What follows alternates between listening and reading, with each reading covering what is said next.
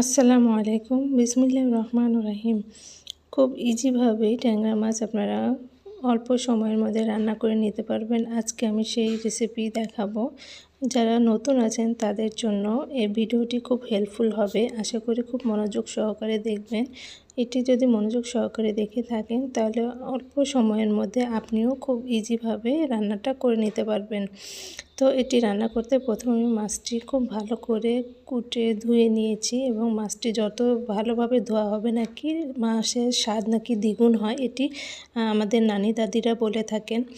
তো তারপরে প্রথমে আমি এটা একটা পাত্রে রেগুলার তেল দিয়ে পেঁয়াজগুলো লাল লাল করে নিয়েছি।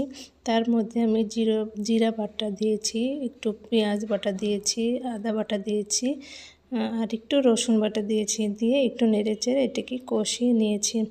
দেখুন একটু নেড়েচেড়ে কষিয়ে নিয়ে স্বাদ মতো লবণ দিয়েছি। স্বাদ মতো একটু লবণ দিয়ে নেড়েচেড়ে তারপরে এর মধ্যে আমি অ্যাড করেছি হলুদের গুঁড়া, আরও অ্যাড করেছি মরিচের গুঁড়া। এটা দিয়ে খুব ভালোভাবে মশলাটাকে কষাতে হবে, ঠিক আছে? মশলা কষানোর মধ্যেই কিন্তু আপনার স্বাদটা নির্ভর করে। আপনি মাংস রান্না করেন কিংবা মাছ রান্না করেন, যেটাই রান্না করেন না কেন, মশলাটা যত সুন্দরভাবে কষাবেন আপনার স্বাদটা কিন্তু দ্বিগুণ হবে। সেই স্বাদের জন্য দেখুন আমিও মশলাটা খুব ভালোভাবে কষিয়ে নিয়েছি। তার মধ্যে এর মধ্যে দিয়ে দিলাম মাছ। সেই মাছগুলো দিয়ে আমি আস্তে আস্তে নাড়াচাড়া করে এটাকে কষিয়ে নিব, ঠিক আছে?